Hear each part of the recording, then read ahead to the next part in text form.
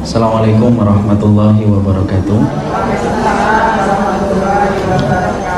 Innal hamdalillah wassalatu wassalamu ala Rasulillah wa ala alihi wa sahbihi wa man tabi'ahum bi ihsan ila yaumil qiyamah. Ibu-ibu dan ummahat yang semoga Allah rahmati dan Allah berkahi, alhamdulillah kita senantiasa bersyukur kepada Allah bahwasanya dalam kesempatan hari ini kita akhirnya bertemu dan merasakan manisnya perjumpaan. Jadi tidak ada tempat bagi kita untuk bersyukur kecuali adalah kepada Allah semata, karena Allah mempertemukan kita kembali dalam satu urusan yang baik. Kita dipertemukan bukan karena dosa dan kita dipertemukan bukan karena kemaksiatan, tetapi kita betul-betul bersyukur hari ini kita bertemu di taman surga untuk mengais setiap keberkahan ketika kita merenungi setiap perintah yang disampaikan oleh Allah dan Rasulnya. Imam Qurtubi membuatkan subjudul dalam pembahasan kita pada kesempatan halaman yang kita kaji. Pada halaman ke-47 Imam Qurtubi menyampaikan ucapan selamat tinggal dan rasa pedih. Maka ada pun riwayat dari Abu Hadbah Ibrahim bin Hadbah, dia berkata, sesungguhnya Nabi Shallallahu Alaihi Wasallam bersabda, sesungguhnya semua manusia itu akan mengalami kesusahan, kematian dan sakaratul maut, dan sesungguhnya sendi-sendi tulangnya masing-masing mengucapkan salam perpisahan kepada yang lainnya sembari berkata, salamun alaikum, sesungguhnya semoga kamu sejahtera, kamu berpisah dariku dan aku akan berpisah darimu sampai hari kiamat. Hadis ini merupakan sebuah hadis walaupun dikatakan oleh para ulama sebagai hadis yang dhaif, karena sesungguhnya di dalam ini ada beberapa ulama yang mendhaifkan dan melemahkan hadis ini. Salah satunya adalah Ibnul Iraq di dalam kitabnya Tanzihus Syariah. Tetapi walaupun hadis ini adalah hadis yang dhaif, tetapi tidak bertentangan dari apa yang menjadi tema yang disampaikan oleh Imam Qurtubi. Jadi hadis dhaif itu boleh kita amalkan, boleh, selama dalam kondisi dhaifnya tidak terlalu berat. Yang kedua, kita tidak boleh meyakini ketika mengamalkan hadis itu bahwasanya itu adalah amal ibadah. Dan yang ketiga, selama itu tidak bertentangan dengan riwayat-riwayat yang lebih kuat. Maka hadis ini hanya menyampaikan tentang satu kondisi, sesungguhnya salam perpisahan itu disampaikan oleh sendi-sendi tulang-tulang. Jadi ketika telah datang ajal bagi kehidupan manusia, maka sendi tulang itu mengucapkan perpisahan antara satu dengan yang lainnya, sembari mereka berkata, salamun alaikum, kesejahteraan bagi kalian dan kita akan berpisah sampai nanti hari kiamat kita akan dipertemukan kembali. Disinilah Nabi, disinilah syariat ingin menyampaikan kepada kita bahwasanya di antara bentuk kesakitan yang paling berat bukanlah ketika kita didiagnosa dengan penyakit yang tidak pernah kita sangka, tetapi sesungguhnya kesakitan yang paling berat tepat dirasakan manusia ketika akan dicabut ruh dari jasadnya. Makanya kemarin saya mengulang-ulang sebuah keterangan, kenapa ya orang ketika sakaratul maut sampai mereka tidak mampu mengucapkan aduh, padahal ketika mereka dalam keadaan sehat, ketika tangannya kena pisau dapur, maka dia akan berkata aduh. Ketika kakinya tertendang oleh kaki temannya, maka dia mengatakan aduh. Tapi kenapa manusia ketika sakaratul maut kemudian tampaknya diam, hanya tatapan matanya yang merasakan berat, tapi tidak mengatakan aduh? Kalau kita mengikuti logika, kita akan berkata mungkin karena tidak ada rasa sakit makanya tidak mengatakan aduh. Itu logika kita, realita pikiran kita. Tapi kita mendapati di dalam keterangan yang sahih, kenapa orang-orang yang sakaratul maut itu tidak mampu mengucapkan kata aduh sekalipun, padahal aduh itu kan hal yang paling mudah. Karena saking beratnya kematian itu akan dirasakan, saking bertumpuk-tumpuknya rasa sakit yang dia rasakan, saking bertumpuk-tumpuknya itu sampai kemudian mengatakan aduh saja tidak mampu. Dan itulah rasa berat yang pasti kita rasakan. Mungkin sama ya, ibu-ibu dan saya mungkin pernah punya riwayat sakit yang paling berat yang pernah kita rasakan, dimana kita merasa seakan-akan hidup kita tidak ada nikmatnya ketika sedang merasakan sakit menjalar ke seluruh tubuh kita. Contoh, di antara sakit yang saya rasakan berat adalah ketika saya punya kencing batu. itu bagaimana rasa tidur itu menjadi tidak nyaman, gerak dikit tidak nyaman, makan muntah, minum muntah, semuanya tidak nyaman ya. Jadi kemudian ternyata ada batu itu, padahal itu cuma batu kecil. Setelah di USG ternyata batunya juga tidak besar, batu kecil saja, tapi ternyata menyebabkan proses makan tidak bisa dilakukan, minum jadi muntah, gerak ketika tidur pun sakit, kencing, panas. Tapi ternyata kemudian ibu-ibu pun saya yakin juga punya riwayat-riwayat yang sakit-sakit itu. Maka sesungguhnya ketika kita mencoba untuk memahami bagaimana prosesnya nanti ketika seseorang itu meninggal dunia, maka sesungguhnya sakitnya itu jauh berlipat ganda dari apa yang pernah kita rasakan dalam puncak rasa sakit yang pernah kita dapatkan ketika belum sakaratul maut. Kenapa Ustaz? Ya saking beratnya itu. Makanya sampai kita mendapati bagaimana Rasulullah sendiri saja sampai kemudian berkeringat, dan sampai Nabi saja meminta supaya diringankan sakaratul mautnya. Padahal Nabi, siapa orang yang tidak pernah mengeluh dari kehidupan manusia? Orang yang tidak pernah mengeluh dari kehidupan manusia yaitu adalah Rasulullah Shallallahu Alaihi Wasallam. Tapi tahukah kita, apapun yang diberikan oleh Allah itu selalu disyukuri oleh Nabi. Tapi tahukah kita, Nabi meminta supaya diringankan sakaratul maut, sampai Nabi mengatakan Allahumma hawin alaina sakaratul maut. Kenapa sampai Nabi meminta ketika waktu sehat supaya diringankan sakaratul maut? Saking beratnya rasa itu diketahui oleh Nabi, sampai Nabi mempersiapkan dengan doa supaya diringankan sakaratul maut yang nanti beliau rasakan ketika beliau meninggal dunia. Padahal beliau siapa? Rasul. Orang yang kemudian harusnya menjadi orang yang paling gampang ketika mati adalah Nabi. Tapi ternyata Rasulullah tahu beratnya sakaratul maut, sampai Nabi berlindung dari rasa sakitnya, berdoa untuk diringankan rasa sakit yang beliau dapatkan. Maka mari kita kemudian membaca bagaimana Al-Muhaisibi menyebutkan dalam kitabnya Ar-Ri'ayah ya, bahwasanya ketika Allah Subhanahu wa taala berfirman kepada Ibrahim alaihissalam, di dalam kemudian dalam satu riwayat, maka kemudian Allah bertanya kepada Nabi Ibrahim. Cuma ini riwayatnya sebenarnya tidak bisa kita pakai. Coba Ibu kasih keterangan itu, langsung ditulis keterangannya. Hadisnya itu hadis maudhu. Hadis maudhu itu apa? Hadis palsu ya.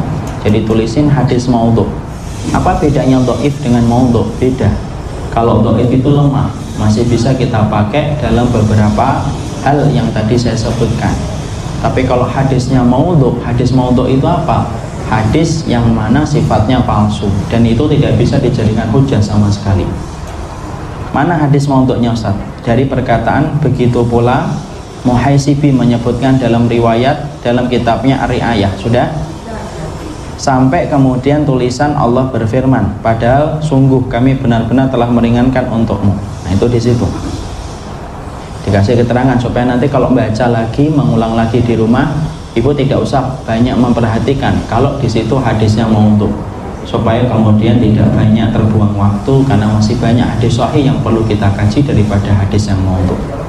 Maka kemudian diriwayatkan pula ketika Nabi Musa alaihissalam ruhnya dipanggil pulang kepada Allah, maka dia bertanya, bagaimana rasanya wahai Musa ketika kamu itu mati?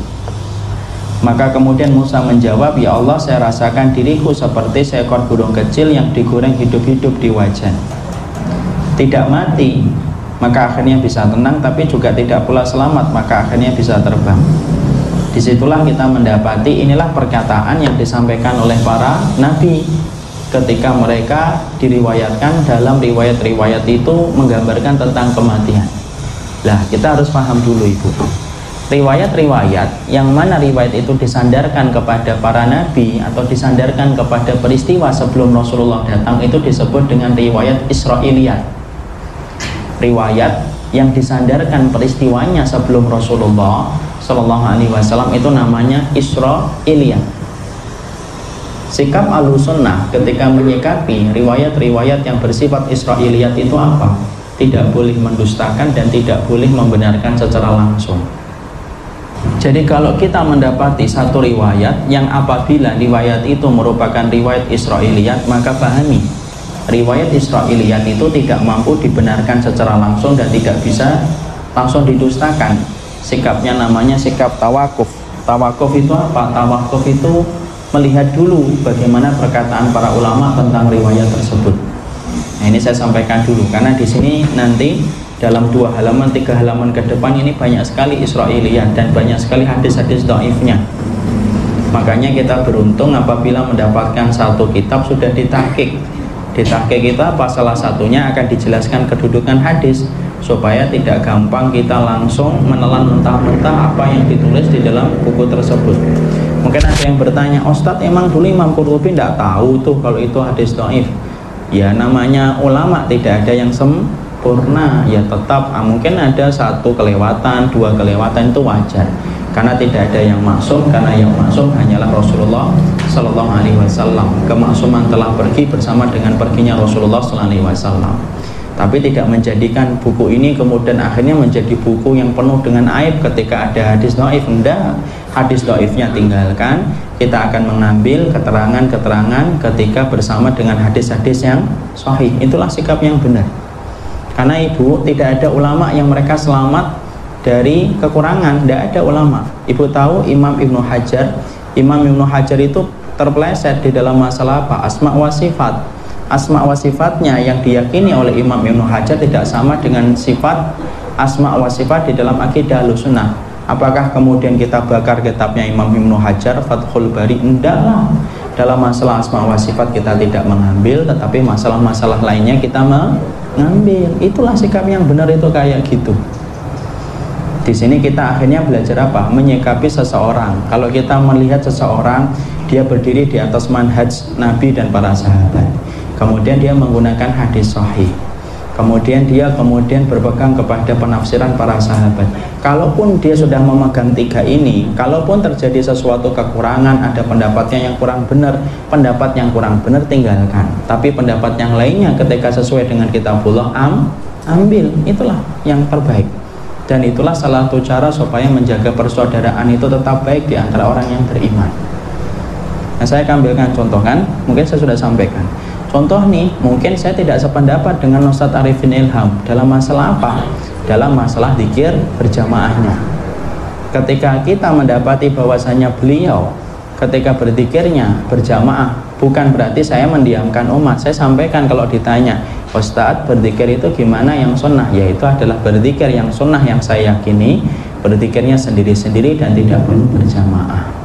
Tapi bukan berarti kemudian kita mengeluarkan Ustadz Arifin Ilham dari sunnah kan? Masih banyak perkara-perkara sunnah yang bisa kita ambil dari kehidupan beliau. Itulah sikap ma'ruf ketika menyikapi orang yang beriman tuh kayak gitu. Jangan kemudian ditolak semuanya seakan-akan beliau itu orang kafir. Beliau tetap orang yang beriman kok. Ya kalau ada salah kan ya wajar. Siapa sih yang kemudian maksum di atas muka bumi ini? Emang ustadzmu maksum? Kan tidak mungkin kan? Ada orang kan tidak sekarang. Kalau ada yang kepleset 1 sudah, ya kan? Ditinggalin langsung mengatakan ini ustadznya ini tidak sunnah, ustadznya tidak berilmu, ustadznya nggak sesuai dengan Nabi lah. Kayak ngerti aja, hadihi aja mungkin tidak ngerti kok. Membedakan ikhfa sama ikhfa syafawi aja tidak tahu. Sok komentar kayak gitu, nggak usah gitulah, ya, nggak usah gitu, ya. Yang ustadznya aja nyantai-nyantai aja kok, kemudian muridnya kayak gitu, sampai kemudian baru dikeluarkan bangku langsung keluar, kemudian baru diseret bangkunya nggak sesuai keluar. Nggak usah gitu, ketemu di jalan melengos, nabrak-nabrak taman, nggak usah gitu, nggak usah gitu, ya. Nggak curhat, saya nggak pernah. Saya orangnya mah sabar ngomong, jadinya riak. Jadi kemudian akhirnya disitulah kita memahami, kalaupun ada sesuatu yang kita tidak setuju dari seseorang yang wajar, itu wajar.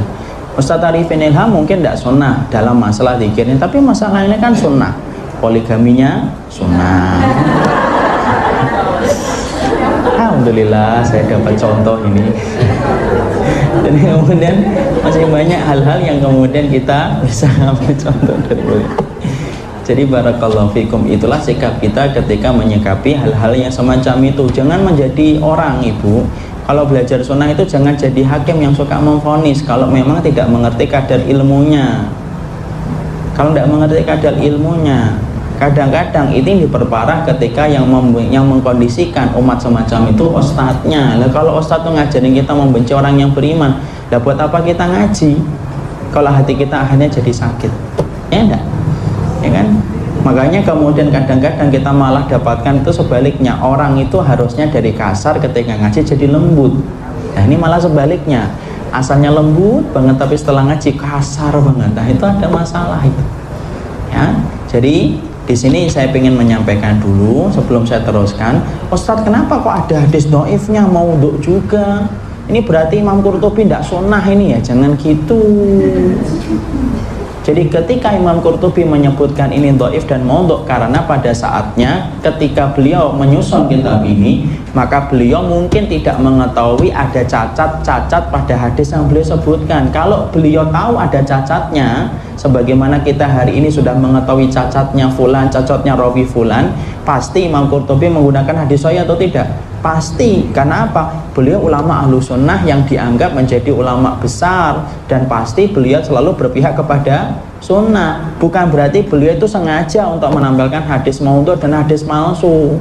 Jangan sampai di rumah dibanting bukunya, ternyata Masya Allah banyak maudhunya.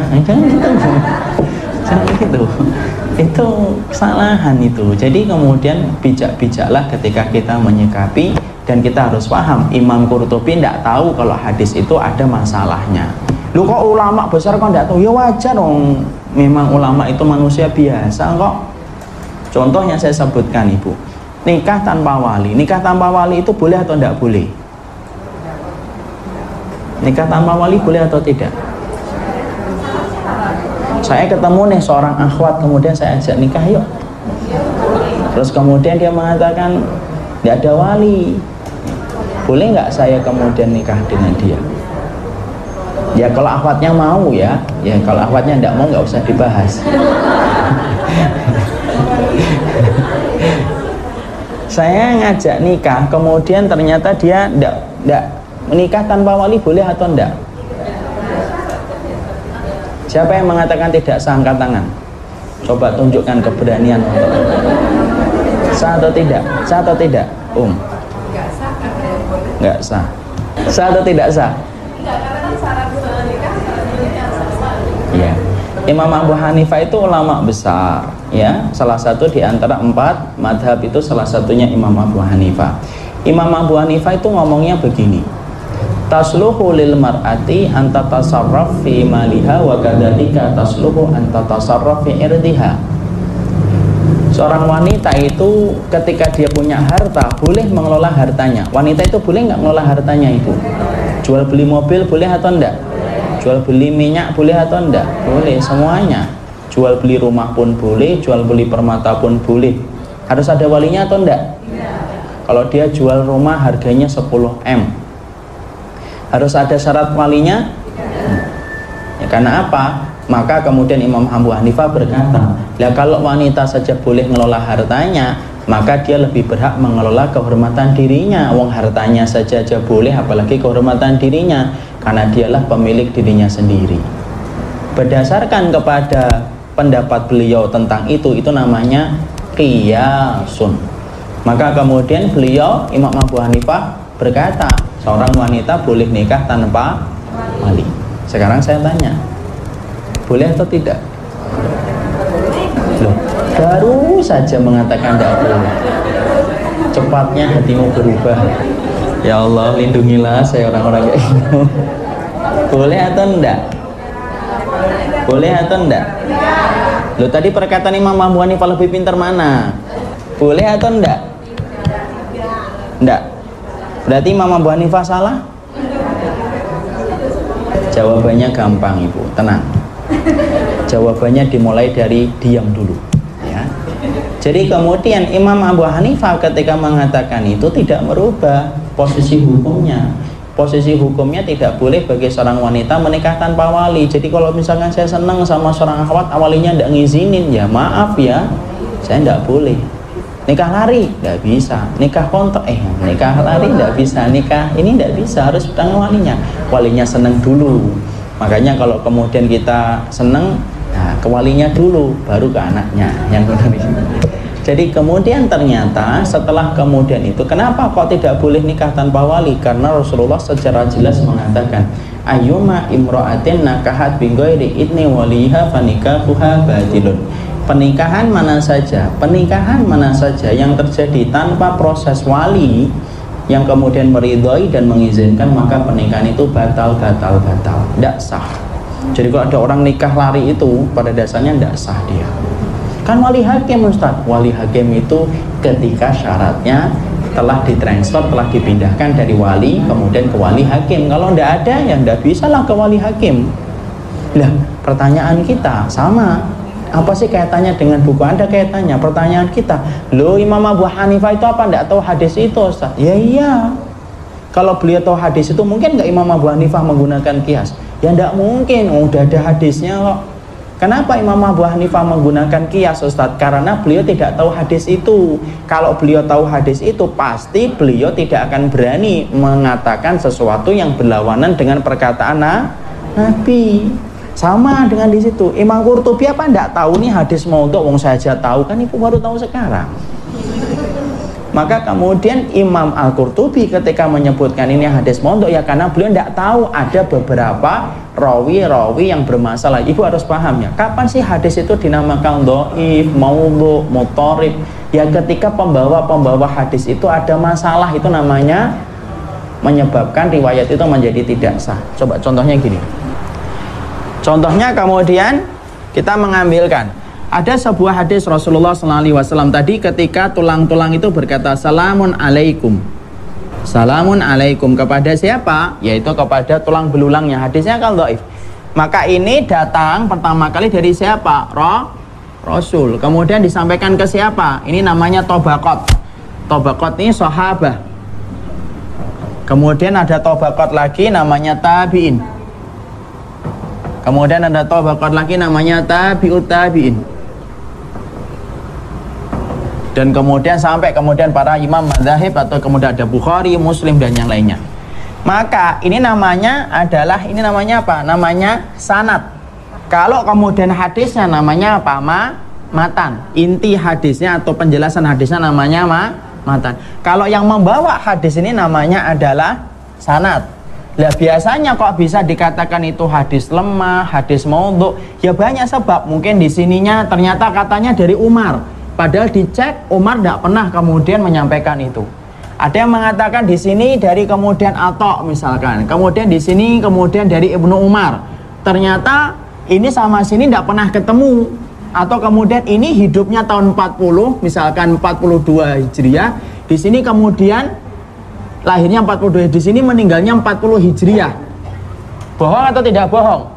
Bohong. Di sini meninggalnya 40 Hijriah, dia lahirnya 42 kok. Dan itulah sebab-sebab penyakit yang menjadikan sebuah hadis akhirnya dikatakan dhaif, lemah, palsu. Ya salah satunya kemudian karena ada masalah di dalam sanadnya. Penjelasannya apa nih? Ini panjang satu semester kalau kita sampaikan. Ini panjang, tapi intinya semacam itu. Jadi hadis itu kalau dikatakan hadis yang dhaif, maudhu, itu salah satunya semacam ini keterangannya. Jadi setidaknya saya ingin memberikan mapping, pemetaan supaya ummahat itu mengerti. Kita kembali. Disinilah kemudian kita mengetahui dari pemaparan hadis-hadis yang disampaikan di sini, walaupun hadis ini banyak sekali hadis-hadis yang dhaif, tetapi sesungguhnya apa yang disampaikan oleh Imam Qurtubi hanyalah dengan satu faedah di dalam tema ini. Temanya apa? Betapa beratnya sakit yang akan dirasakan manusia ketika mereka itu akan meninggal dunia. Makanya inilah yang menjadikan kita kenapa ketika mendampingi orang yang meninggal dunia, ringankan bebannya seringan-ringan mungkinnya. Makanya sampai kalau nangis keluar dulu dari ruangan ketika ada orang yang akan sakaratul maut. Jangan kemudian membebani dengan perkataan yang memberatkan. Jangan ngomong apapun kecuali ngomong yang baik. Kenapa? Karena beban dia sudah terlalu berat. Jangan sampai terbebani dengan pemikiran yang menambah beban pikirannya. Ya. Jadi kemudian usahakan. Makanya kalau kita mendampingi orang yang sedang akan menghadapi sakaratul maut, jangan ngomong macam-macam. Sudahlah, kita ucapkan apa? Lakinu ala mautakum la ilaha illallah. Alkin saja sudah. Kalau ada yang nangis, ngomong baik-baik, Dek, saya tahu kamu seneng, saya cinta banget sama ibu, tapi ibu ini sedang sakaratul maut. Kamu minggir dulu, nangisnya nanti kalau sudah reda tangisnya baru balik. Jangan ngomong yang buruk-buruk, karena Nabi sudah mengingatkan kepada kita, fala taqulu ilal khair fa innal malaikata yu'minuna ala ma taqulun. Jangan ngomong kecuali yang baik, karena sesungguhnya malaikat itu selalu mengaminkan apapun yang kalian ucapkan. Jangan ngomong Masya Allah ibu berat ini pasti ya sakaratul mautnya ya, jadi berat. Jadi ringan saja, ringankan saja. Bacaan Quran aja matikan, kalau sudah dalam keadaan sakaratul itu matikan, murotalnya matikan, orang yang ngobrol keluar. Betul-betul fokus kita ucapan apa? La ilaha illallah. Ya. La ilaha illallah. Udah itu saja, tidak usah diganti-ganti. Orang yang membacakan Quran murotal enggak, sudah. Tidak ada perintahnya membacakan Al-Quran. Perintahnya sederhana, talqin dengan ucapan la ilaha illallah. Kalau sakit, belum sakaratul maut, memang tidak apa-apa. Ibu nyalakan murotal, dengarkan di telinganya suara-suara murotal, boleh, tidak apa-apa. Tapi kalau saatnya orang yang kita cintai sudah mulai nazar, sudah mengatakan, sudah mulai tidak sadar, sudah tidak lagi kemudian paham tentang kondisi sekitarnya, sudah, itu saat yang paling berat. Itu saat yang paling berat. Dan kita bayangkan aja kadang-kadang ketakutan. Makanya orang yang beriman itu menghadapi mayat itu diantara takut dengan harapan. Kenapa kita takut? Ya karena kita takut bagaimana merasakan sakitnya dan bagaimana mempertanggungjawabkan semua amal perbuatan kita. Tapi ada harapan. Kenapa kita berharap?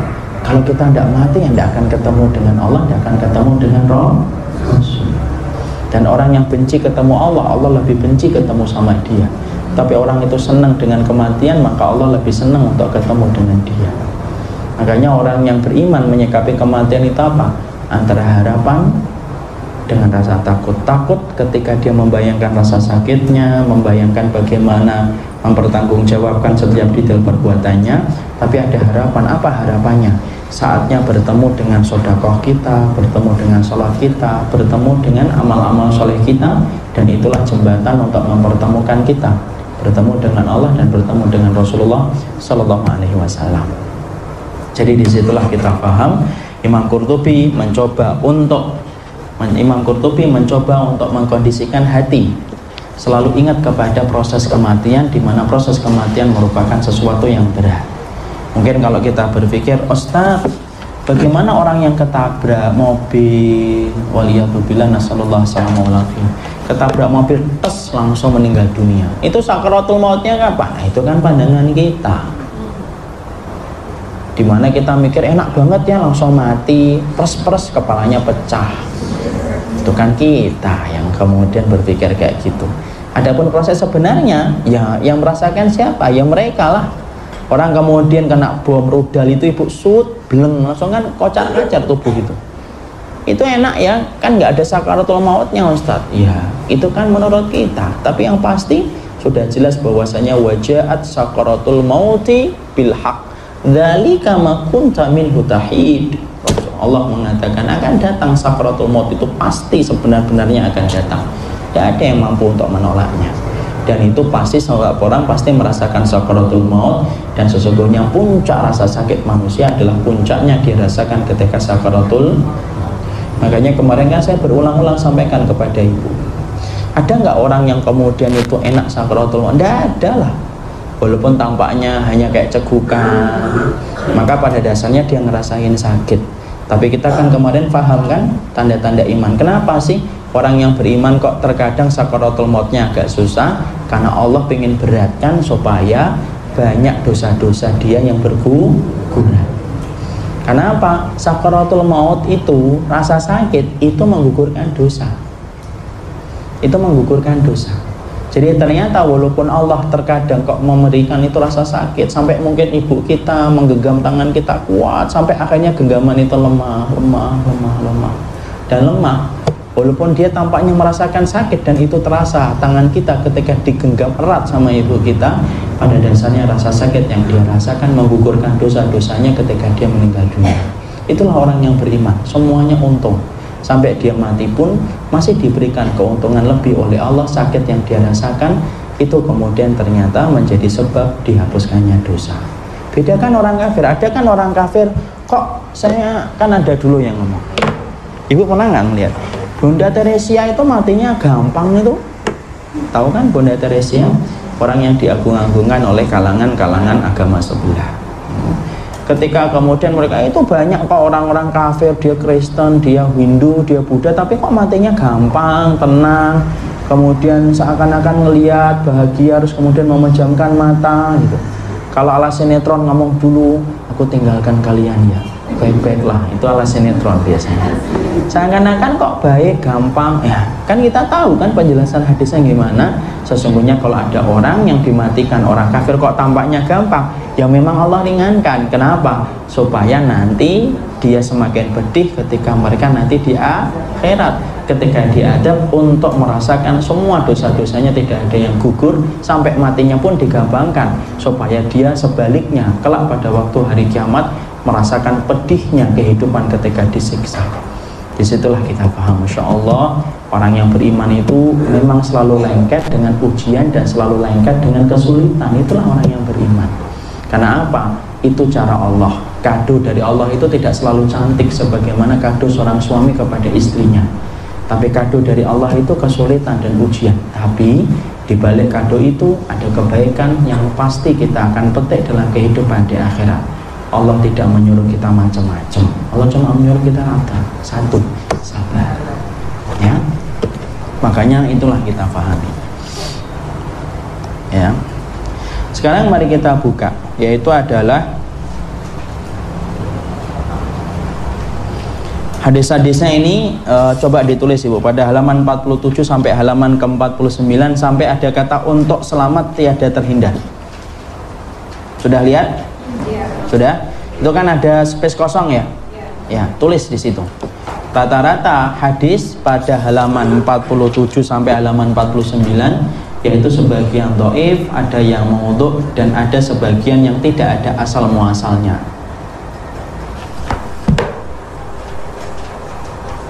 Supaya nanti ketika Ibu kemudian gampang menyeleksi dan memfilternya. Kalau nanti membaca ulang, ya walaupun saya agak ragu ya dibaca ulang, tapi ya tidak apa-apa, ditulis seperti itu. Ditulis rata-rata hadis pada halaman 47 sampai 49 ada yang dhaif, ada pula yang maudhu dalam tanda kurung dengan kurung tutup, palsu, dan banyak juga yang tidak ada asalnya. Hadis itu kalau tidak ada asalnya Ibu harus paham loh. Tidak ada asalnya itu lebih ringan mana, hadis maudhu sama hadis yang tidak ada asalnya? Lebih ringan mana? Lebih berat mana? Hadis maudhu palsu dengan hadis yang tidak ada asalnya. Lebih ringan. Lebih ringan yang tidak ada asalnya. Hadis yang tidak ada asalnya itu lebih parah daripada hadis maudhu. Kenapa? Hadis maudhu itu masih ada kelihatan rawinya, diperiksa. Kalau hadis tidak ada asalnya, di kitab hadis saja tidak ada. Contohnya yang tidak ada asalnya, contohnya hadis apa? Naumus shaim ibadah. Tidurnya orang yang beribadah itu, tidurnya orang yang berpuasa itu ibadah. Itu bukan hadis maudhu, itu hadis tidak ada asalnya.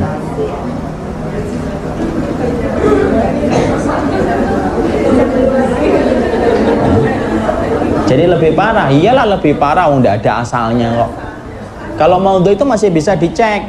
Misalkan di kitab Al-Maudhu'atnya Imam Ibnu Jauzi itu masih bisa dicek. Oh ini maudhu karena ada ini, ada fulan, ada ini, ada ini, ada ini, ada ini. Itu hadis maudhu.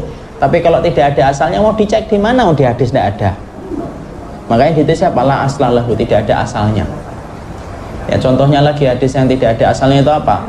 Yaitu adalah ketika kita mau menjelang bulan Ramadan, malaikat berdoa, maka tidak akan aku ampuni selama mereka tidak bermaaf-maafan. Maka itu hadis tidak ada asalnya. Ya. Maka kemudian hadis itu tidak ada asalnya. Makanya kemudian akhirnya apa? Lebih parah daripada hadis maudhu. Kemudian kita ambil yang ke-49. Sudah ditulis ya? Ya. Kita baca 49. Kita baca halaman 49.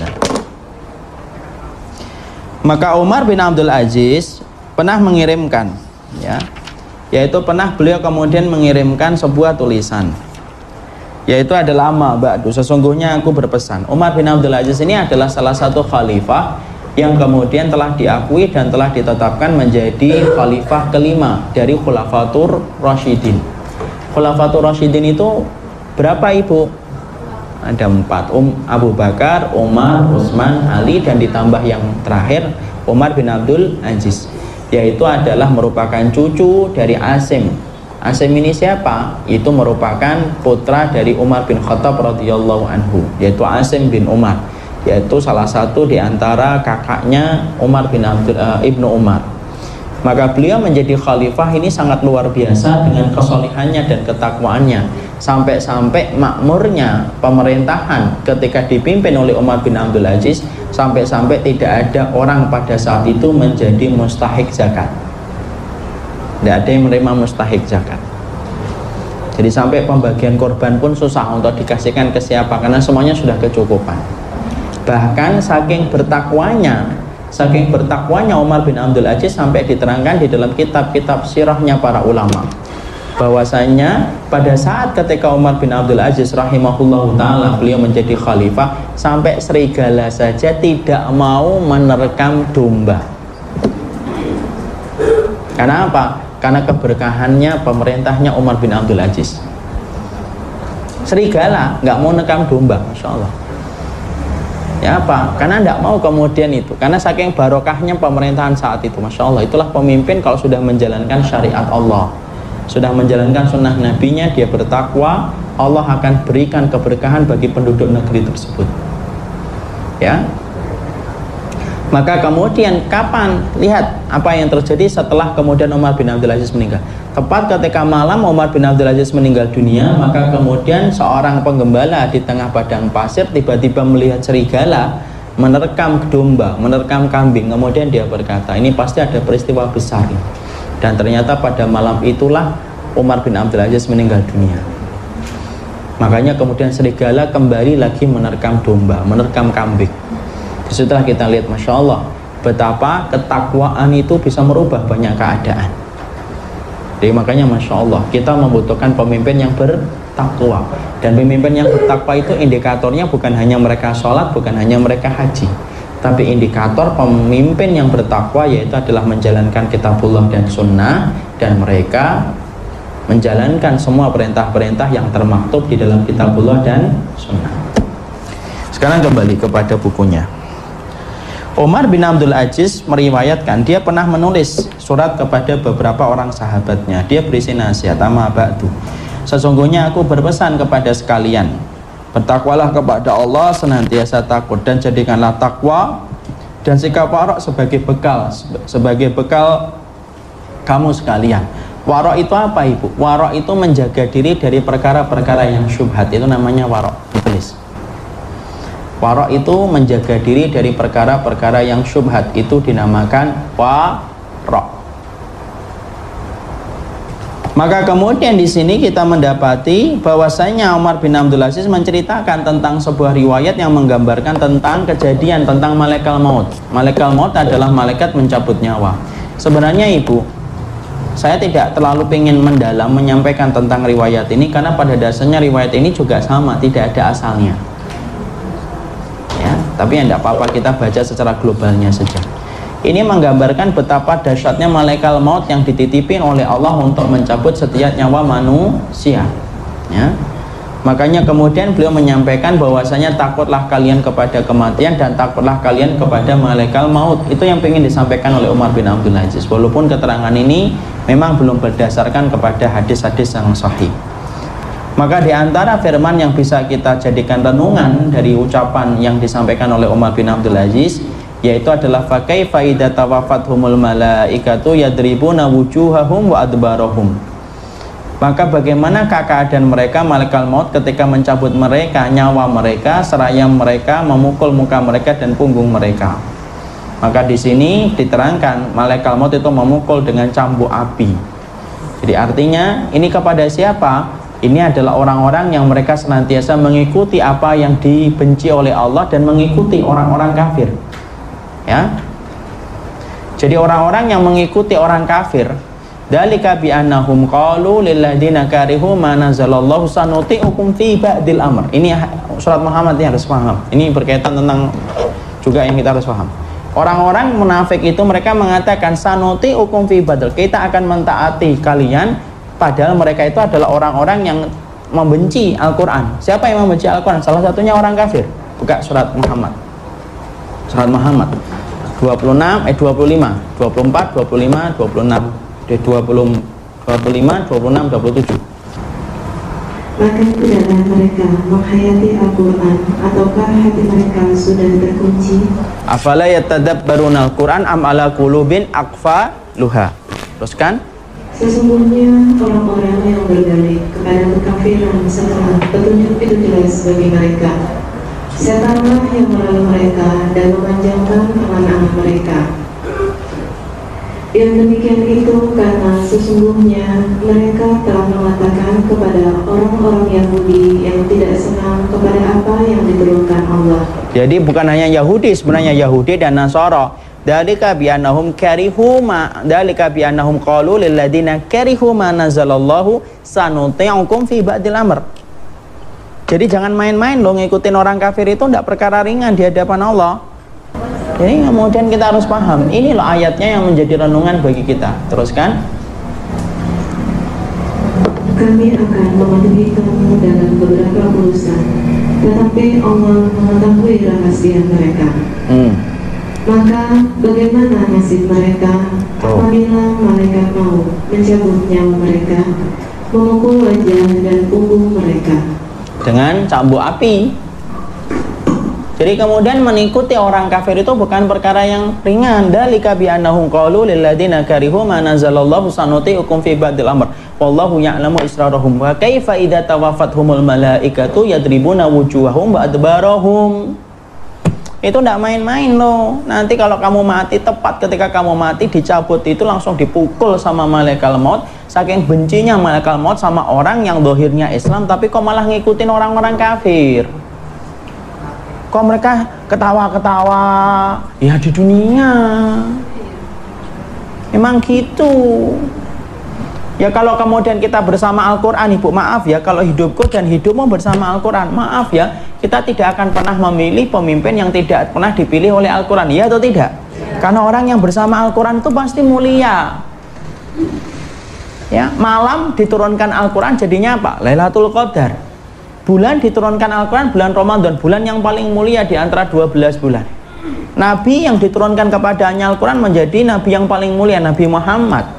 Makanya orang yang bersama Al-Quran dia pasti bahagia, dan orang yang berani meninggalkan Al-Quran dia pasti celaka. Kalau tidak di dunia, tidak lama kok, mati sebentar lagi, kamu kejang-kejang mati. Allah mengatakan fakaifa idza tawafathumul malaikatu yadribuna wujuhahum wa adbarahum. Dan ingat loh, Allah itu kemudian tidak pernah menyelisih apapun yang dia ucapkan di dalam kalam kitabullahnya. Tidak boleh main. Malaikat maut ya. Dan malaikat maut itu betul-betul benci. Ingat, malaikat maut itu akan memperlakukan ruh ketika dicabut itu. Kalau dia betul-betul melakukan dosa besar itu, sampai ketika baru dicabut saja kemudian perlakuannya sudah beda. Ada lagi yang kayak gini Ustaz? Ada. Buka surat An-Nisa 97. Sesungguhnya orang-orang yang dicabut nyawanya oleh malaikat dalam keadaan menzalimi sendiri, mereka para malaikat bertanya, bagaimanakah kamu ini? Mereka menjawab, kami orang-orang yang tertindas di bumi Mekah. Mereka para malaikat bertanya, bukankah bumi Allah itu luas sehingga kamu dapat berhijrah atau berpindah-pindah di bumi itu? Maka orang-orang itu tempatnya di neraka jahanam, dan jahanam itu seburuk-buruk tempat kembali. Di situ sampai kita mendapati perlakuan malaikat maut kepada manusia itu berdasarkan kepada sikap hidupnya ketika dia masih diberikan kehidupan. Semakin dosanya besar, kemunafikan, kekufuran, ya semakin berat perlakuan malaikat maut itu. Kenapa? Berdasarkan amalnya. Ayat yang ke-97 surat An-Nisa menceritakan siapa orang yang tidak mau hijrah. Itu ternyata mereka itu dicecar oleh para malaikat. Kenapa sih kalian itu tidak berhijrah? Alam takun ardullahi wasi'atan fatuhajiru fiha. Kenapa sih kamu? Bumi Allah itu kan luas. Kenapa nggak hijrah aja? Tuh, dicecar itu. Jadi baru mati aja udah dicecar oleh malaikat maut. Loh, kamu itu ngapain? Kok bisa mati di barisan kaum musyrikun? Karena apa? Ada sahabat yang tidak mau berhijrah kan, Ibu? Kemudian dia tetap tinggal di kota Mekah sampai akhirnya ketika terjadi peperangan antara kaum muslimin dan orang musyrikun, orang-orang itu dipaksa untuk memerangi Nabi. Kenapa? Mereka tinggal di Mekah karena tidak mau hijrah. Mati di barisan kaum musyrikun. Allah turunkan ayat ini untuk memperingatkan. Nah, main-main. Iya, tidak main-main lah. Makanya kemudian ketika kita membayangkan malaikat maut akan memperlakukan kita, ya bayangkan ketika kamu menghormati Allah, maka malaikat pun akan menghormati dirimu ketika pulang kepada Allah. Tapi ketika hidupmu tidak pernah menghormati Allah, jangan harapkan para pesuruh-pesuruhnya Allah akan menghormati dirimu sebagaimana kamu tidak pernah menghormati Allah dalam hidupmu. Ya, itulah yang kemudian kita pahami betapa malaikat maut itu merupakan satu makhluk yang penuh dengan ketakutan ketika membayangkannya, karena berdasarkan kekuatan yang dimiliki oleh malaikat maut. Saya kira ini yang dapat kita sampaikan dalam pertemuan kali ini. Semoga Allah memberikan keberkahan. Tidak ada pertanyaan? Tidak ada. Ada yang bertanya? Ada yang ingin bertanya? Tidak ada kan? Saya insya Allah tahu lah. Aku tahu apa yang kau mau. Jadi barakallahu fikum, subhanakallahumma wa bihamdika, asyhadu an la ilaha illa anta, astaghfiruka wa atubu ilaika. Assalamualaikum warahmatullahi wabarakatuh.